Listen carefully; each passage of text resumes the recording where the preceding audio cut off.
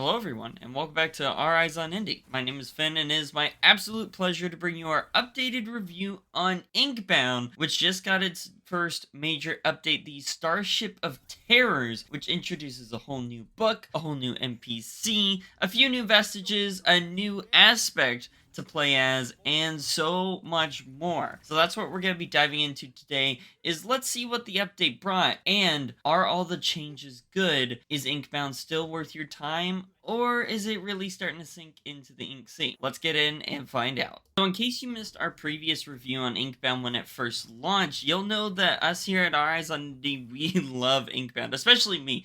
Inkbound is probably my favorite roguelike to play at the current moment in time. It's just so much fun, and the fact that you can play multiplayer is fantastic. And this update, for me, keeps the same trend going. Now, let me go ahead and break it down. We'll start off with the new aspect. Aspects are your classes in Inkbound, alright? So, with that in mind, the new class is called the Star Captain, and it's this sort of offense-based support class, alright? That's how it was marketed as when they were talking about it, and that's how Shiny Shoe was going, yeah, it's kind of a support class. It's definitely an offensive class. Alright, the Star Captain, especially in the first week of release, was insane at dishing out damage, because it is the only class that has an elemental effect baseline on a couple of its abilities, and that effect is Frostbite. Frostbite in Inkbound works by stacking stacks on a target, and for each stack, the next attack to hit someone is going to deal extra magic damage to that target and get rid of one stack. So,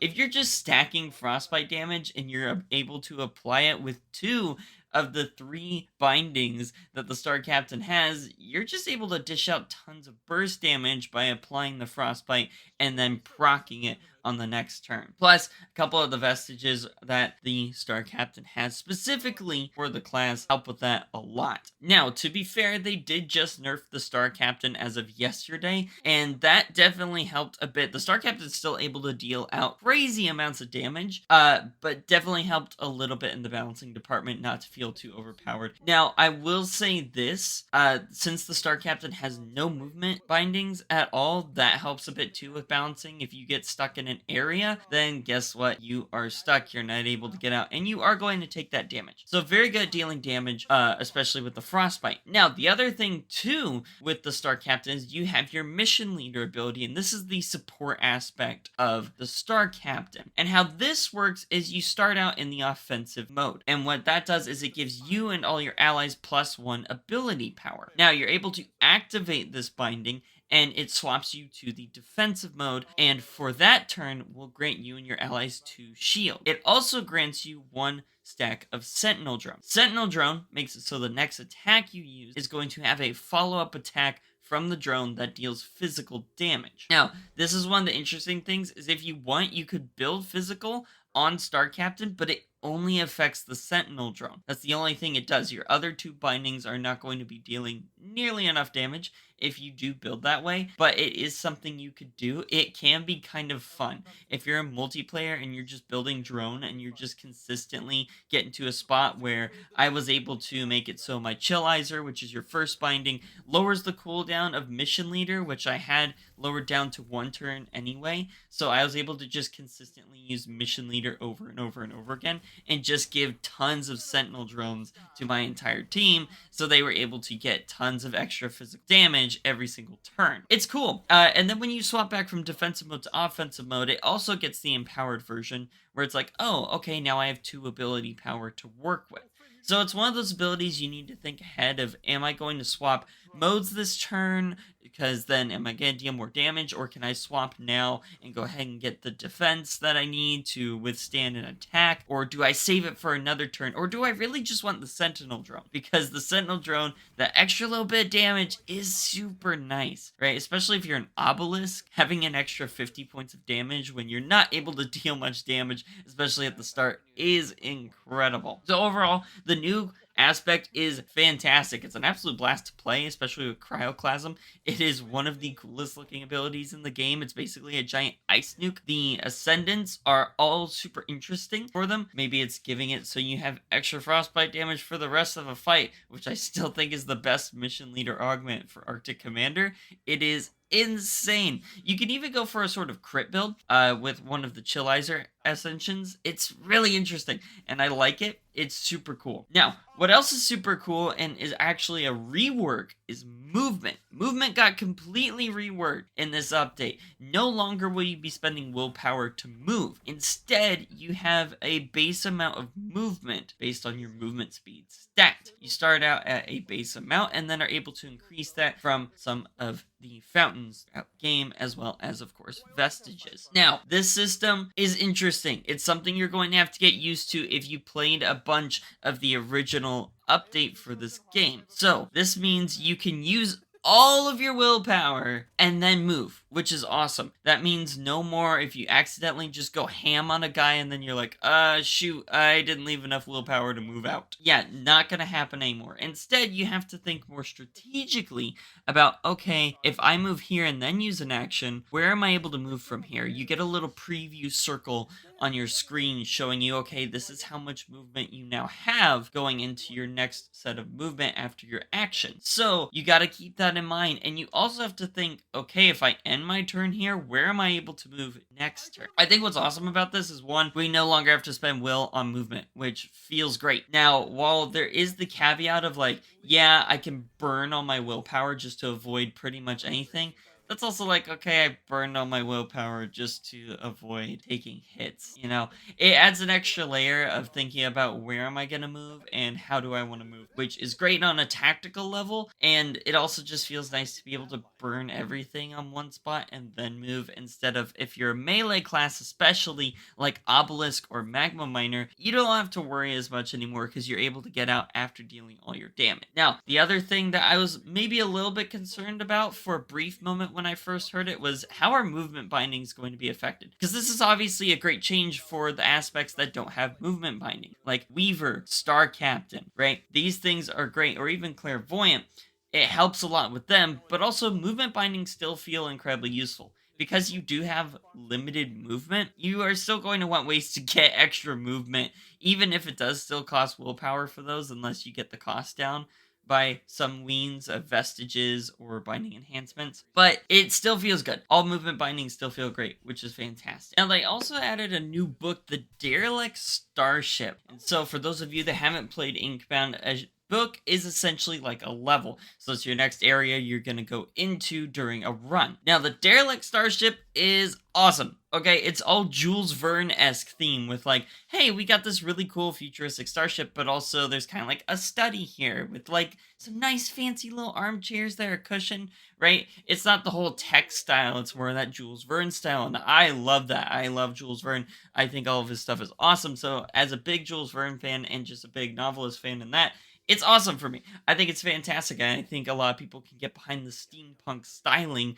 of the starship. It's super cool, and the enemies are also super cool. You've got these little guys that come out kind of like banelings and zerglings. They're super weak when it comes to HP. They come to dish out some damage. They have these egg pods that can spawn, where if you don't kill them quick enough, they spawn them every round. So if you're not good at AoE, you're going to have to deal with those guys. You've got guys that have shields with spikes that if you are attacking them while they have their shield up, you're taking damage, but you gotta whittle down that shield. Oh, it's great. I love it. I love the new enemies. I love the new styling. There's also a really cool part where a couple of the things you can go to at a certain point during a run are actually going to have different names than what you're used to. It's not just here's a tethered shrine and a binding empowerment. No, it's going to be things like Boiler Room or the containment area. And those are important for quests related to the new NPC called the Captive. So the Captive is this guy who's missing his limbs, missing a bunch of parts, and he's just stuck in a cage partway through the Derelict Starship. And so you meet him and you're like, what's going on here? How could this have happened? How are things like this? And while he doesn't tell you too much about how he got there, he asks you to go and help him find a lot of his missing parts, whether that be a leg, arm, or his stomach even.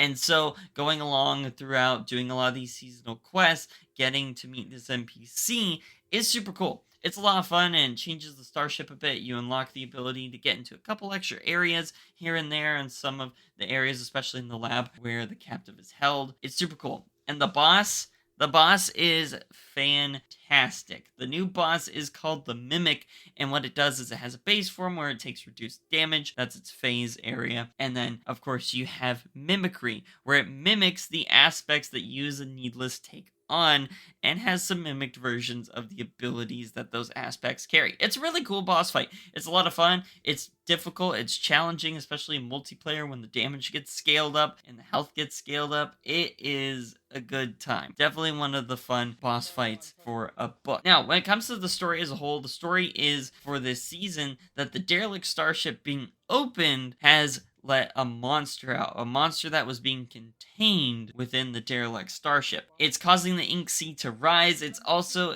having these tentacles come out through the Athenium. It's really cool. You're, of course, as the Needless, tasked to go and deal with this book and try to close it. Now, as for getting to the conclusion, well, I'm not going to spoil that for you just yet, but it's really cool to have a lot of seasonal story carrying over from last season with Lab.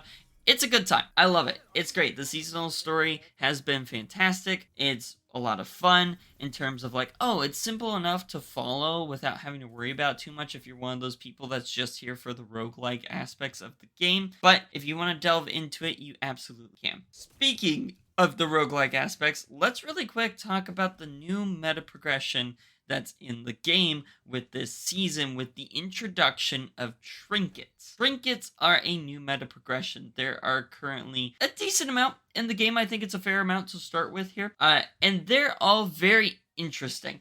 All right, you've things from, okay, you're able to find more frostbite aspect augments in a run. So it's like, okay, I know that I'm going to be able to get more frostbite damage, especially if I'm playing as the Star Captain. There's one of those for poison. These both also increase the amount of damage those elements deal, and if you deal enough of it, it increases it even more. It's really cool. But then you also have some more unique ones. For example, there's one that lowers your maximum health by 25 at the start of a run. Now, that sounds pretty terrible, but what it does is every few combat encounters, you're actually going to be getting some max HP back, as well as some ability power. So it's a trade-off on early game power for an increase later on as you continue throughout a run. It's a cool trade-off, and I like having that choice going into a run of, ooh, do I think I can stack this up, or am I afraid that I'm gonna get some rough encounters early on and not be able to recover? It's a great little back and forth. There's even one that deals with the blight that always closes in as you're going through a combat encounter, where if you use bindings in a blight, you're going to actually eventually become immune to blight permanently for the rest of a run. It's really cool, and I like stuff like that that thinks outside of the box. And these new trinkets are a great way to show some of the things you could do and maybe force players to think a little bit differently or even try out a different build. And speaking of thinking differently and trying out a different build, they've added daily challenge runs to Inkbound with leaderboards, mind you, and not only leaderboards, but a leaderboard for every group size with a different daily run for every group size. So if you're playing solo, you're going to have a different daily run than if you were to play with 2 of your friends for a 3-player party. So you can do a daily run 4 times in a day, 1 for each size of party, if you manage to sparse it out between all of your friends, right? And that's cool. I love that, especially the fact that each party size has its own different one. So it's not like, oh, they play with a party of 4 and we play with a party of 2, and that's how they manage to get higher on the leaderboards. None of that. It's really cool. The modifiers are interesting. There's one that just lowers you down to 15 health to start with, but you have Death Scythe off the bat, so every kill you're getting that max health back up. It's super cool. You also are required to play certain classes in these daily runs, and it shows you when you hover over which class. So if you're single player, you get 1 choice of a class. If you're playing with 4 players, you have 4 class choices, and each of you has to pick one of them. No doubling up. It's really cool. They also all start with a different trinket, depending on what the daily run is, so you'll have a different trinket to deal with. It's really cool. I love it so much. The daily runs are great. Seeing the leaderboard afterward is always a lot of fun. You also get extra X for completing them, so you might as well. They've also reworked Ranked, which is now called a Deep Dive. And so how Ranked works now is it's now challenge tiers. All right, winning a certain number of runs ups your challenge tier. You still get cosmetic rewards for doing it, but now it's split between solo challenge tier and group challenge tier. Now, unlike daily runs, the group challenge tier, it doesn't matter how many players you're playing with, it all affects that group score. So, with that in mind, you could play with 2 people, and that will get you up in the ranks of the group challenge tier. Or if you play with all 4 of you, it's also going to get you up in the group challenge tier. But solo, you do, of course, have to do by yourself. I think it's a cool change. I don't think that there was anything wrong with the ranked in terms of like, oh yeah, like I'm gold rank and this and that. I think challenge tier is still a great way to put it. It's essentially the same thing. You're still getting the same amount of stuff by going up in it. I do think that the change of having a solo and a group one is a great idea because it is a major difference in this game if you're playing by yourself versus a group in terms of scaling, in terms of what you can do, what you can't do during a run. It is a very different set of challenges. So that's a fantastic change, especially for me. Now, like I said earlier, there are only a few new vestiges that actually got added to the game with this update, and they're all based around the new Star Captain. Everything from Sentinel drones deal extra damage to getting one every turn, things like that, right? It's good stuff. It's nothing terrible. It's nothing crazy. It's not like, oh wow, we got a whole bunch of new vestiges. I can't wait to try out all these builds. But what we did get are some interesting reworks, and I mainly just want to talk about one. The station grade klaxon got completely reworked in this update,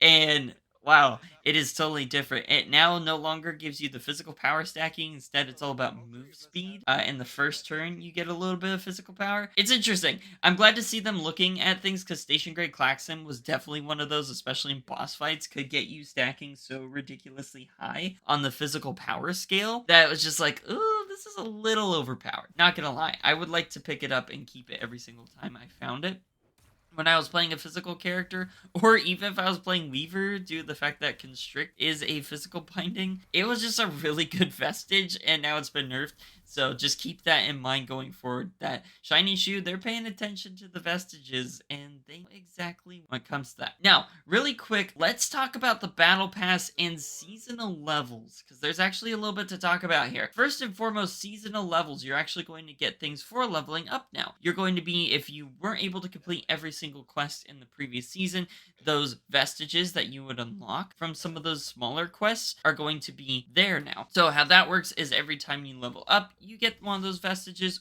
or you get a trinket key, and these trinket keys are, of course, how you unlock use of the trinkets. So that's always great. I love that. It's a good progression thing. It makes it feel better when I level up to be like, oh, I'm actually getting something that goes with gameplay as well, right? And that's your season pass level. Now, okay, let's talk about this. The season pass for this season costs 1,000 shiny. The previous one was almost half of that, all right?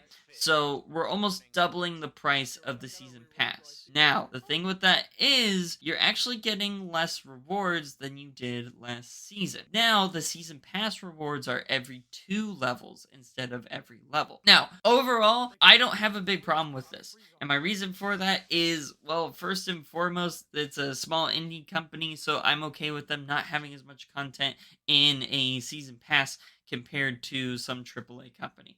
Second, you're still able to get plenty of shinies to be able to get the next season pass. Alright, if you complete this season pass, you're getting enough to go through. They also made it so that when you get to tier 100, get your final piece of cosmetic rewards, going past that and getting all the way to 200 is going to net you more shinies. So there's nothing wrong with that in my opinion. I think it's fantastic when you're able to get more shinies than what you need for the next season pass. So that way, if you want, you have some to spend on cosmetics. So that's just something to keep in mind. You are going to be getting less things from the past. I personally don't have a problem with it, but if you do, now you know. Now, they also add some great cosmetics to the store. They've also made it so the store has certain items go on sale from time to time. So the store's been improved a whole lot in that regard. You're also able, if you were able to get some of the rewards, like all of the villain masks from last season, you're able to buy those for shinies now. And some people may complain, okay, well, I could have gotten these for free before, but now I have to pay for them? Why? Well, because it's to not diminish the reward of those that actually managed to get them when they were the reward. And so I think that's an important thing. You don't want to diminish a player's accomplishment, right? It's not something you want. It feels terrible when that happens. So I definitely enjoy that from my standpoint of someone that was able to get those things. I can understand the frustration of now I have to pay for these, but hey, at least you actually have the option to go and get them. Now, you are also able to go and get old rewards from the old season pass. You're not able to get shinies, from the old season pass anymore, but you are able to put your XP that you're gaining into it and get the cosmetics, very similar to Halo Infinite or Minecraft Dungeons, able to do any pass that's come prior to it. So, on the whole, the Starship of Terrors update is fantastic. I love it. It's awesome. It's just improved upon everything I've enjoyed about Inkbound over the past month or so, and it just shows me that they are looking ahead at what else can we do? What else can we do? What else can we do? Whether it's let's have a little bit of a different area here within the book, even though it's the same kind of thing, like you're choosing this or that, but there's a different name to it, and that's important for quests. I think that's really great. I like the new enemies. I like the new designs. The new aspect is awesome. I can't wait to see what else they put out there. I definitely have a few ideas running through my head that I go, oh, that would be really cool.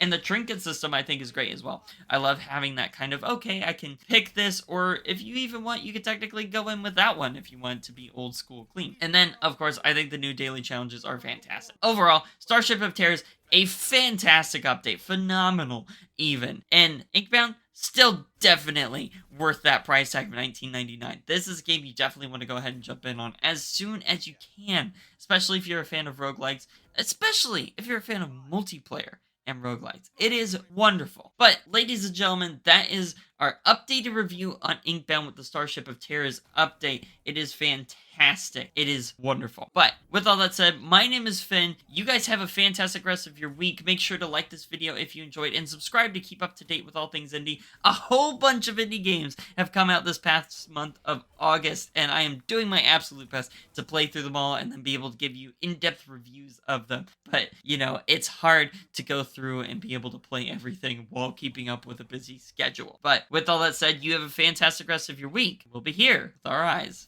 on indie.